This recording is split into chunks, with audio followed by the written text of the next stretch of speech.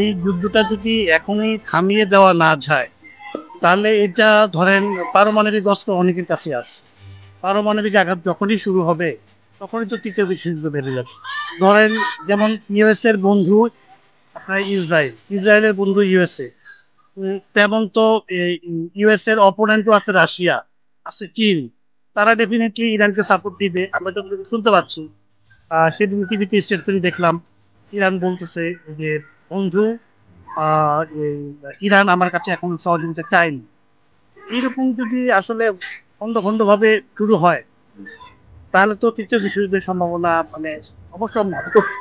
গায়ের জোরে কি করতে পারে আর কি। কিন্তু এর তো এটা বোঝা যায় যে তৃতীয় বিশ্বযুদ্ধের দিকে যাওয়ার সম্ভাবনাই বেশি। তবে ইরান ছাড় দিবে না, মুসলমান হিসেবে ইরান কখনো ছাড় দিবে না। মুসলিম দেশ, আমরা যেই দেশ তাপরি আমরা করবো, আমরা মুসলমান। ওরা সাপোর্ট ইরানের করে, তাহলে বিশ্বযুদ্ধ লাগার সম্ভাবনা আছে। মানে কাউকে আঘাত করলে তো পাল্টা আঘাত খেতে হয়। ইসরায়েল বারবার গাজার উপরে, ইরানের উপরে তারা বারবার একটা আঘাত করতেছে। সেই প্রেক্ষাপটে আমি মনে করি কি যে এই আঘাত মানে এই হামলা তারা যোগ্য, তারা এটাতে দেয়া তাদের মানে আমি মনে করি যে ঠিক আছে।